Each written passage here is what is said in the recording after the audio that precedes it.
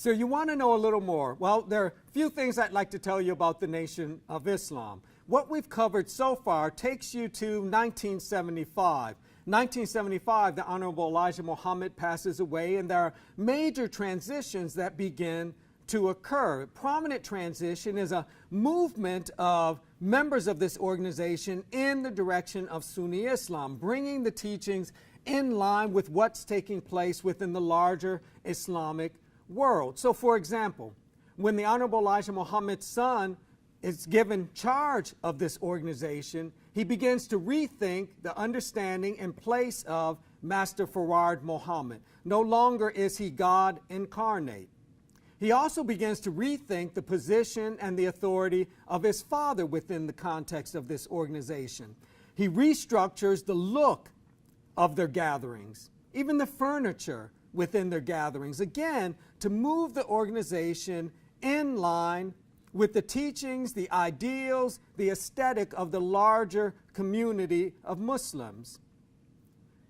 1978, Minister Louis Farrakhan, who had been brought into the Nation of Islam and trained by Malcolm X, finds it difficult to embrace some of these changes.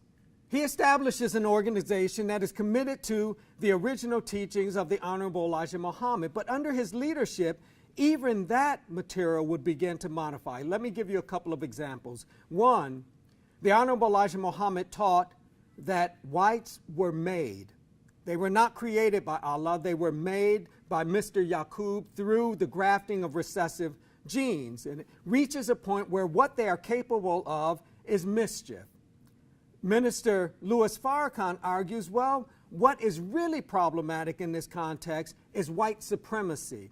It's behaviors and patterns of conduct and thought that disadvantage and dehumanize African Americans, that this is the problem. The Honorable Elijah Muhammad taught that members of the Nation of Islam didn't need to be involved in the political structure of the United States because it was a damned nation. No need to be involved in the politics. Minister Louis Farrakhan will make a shift and eventually encourage members of the Nation of Islam not only to vote, but to run for office.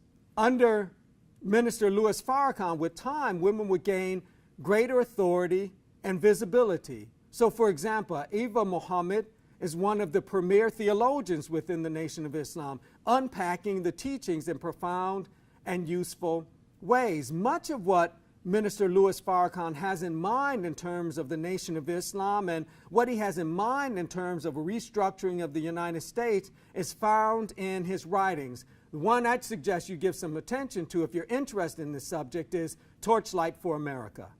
So there are significant theological and social transitions that take place after the death of the Honorable Elijah Muhammad under the leadership of his son, Warith Deen Muhammad, prior to the reconstitution of the Nation of Islam under Minister Louis Farrakhan. I've given you a bit more information, but there's still a lot left for you to do. Make certain that you engage the questions that the teaching assistants have posted in social media, and as always, make certain you do the readings. I'll see you next time.